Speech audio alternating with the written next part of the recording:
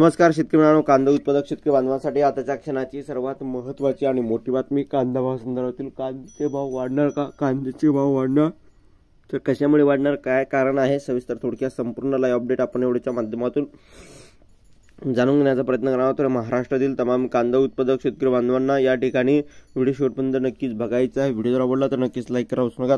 चॅनलवरती नवीन असाल तर या ठिकाणी बघितलं शेतकरी मित्रांनो, आपल्या महा हवामान आपल्या यूट्यूब चॅनलला सबस्क्राईब करायला विसरू नका.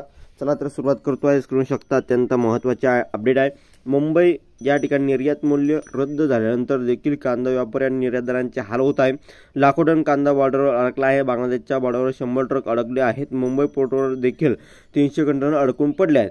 केंद्र सरकारने शुक्रवारी कांद्यावर $550 प्रति टन किमान निर्यात मूल्य हटवण्याचा निर्णय घेतला.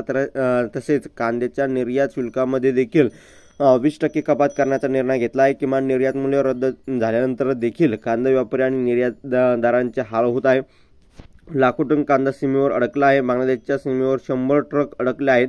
मुंबई पोर्टवर देखील 300 कंटेनर अडकून पडले आहेत. सिस्टीम अपडेट नसल्याने कस्टमचे कागदपत्र तयार करण्यास अडचणीत आहे. त्यामुळे कांदा व्यापारी आणि निर्यातदारांचे मोठे नुकसान झाले आहे. लाखो टन कांदा सोडून जाण्याच्या व्यापाऱ्यांची सुद्धा भीती आहे. सद्यस्थितीत बघितलं कांद्यावर जे काही निर्यात मूल्य आहे, निर्यात शुल्क आहे, ते सरकारने या ठिकाणी काढलेलं आहे. आणि अशा परिस्थितीमध्ये देखील या ठिकाणी व्यापाऱ्यांना व्यवस्थितरित्या कांदा निर्यात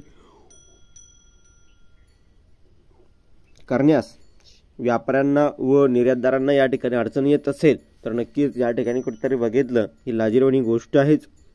2 पैसे शेतकऱ्यांना मिळावे अशी शेतकऱ्यांची कायम अपेक्षा राहत असताना देखील सरकारने या ठिकाणी बघितलं तर 4 मे या ठिकाणी कांदा निर्यात बंदी लादलेली आहे. डिसेंबर 2023 मध्ये झालेली कांदा निर्यात बंदी 4 मे रोजी उठवली. मात्र कांद्यावरील $550 निर्यात मूल्य आणि 40% निर्यात शुल्क या ठिकाणी लादले असल्यामुळे या ठिकाणी कांदा उत्पादक शेतकऱ्यांना कवडीमोल भाव भेटूचा. आता ती या ठिकाणी नुकत्याच येणाऱ्या लोकसभा विधानसभा निवडणुकीमुळे तोंडाला येत असल्याकारणे सरकारने उठवलं खरं, परंतु कवडीमोल भाव शेतकऱ्यांना इतके दिवस दिलं याचं उत्तर नक्कीच शेतकरी बांधव मतदानामध्ये दाखवतील आहे.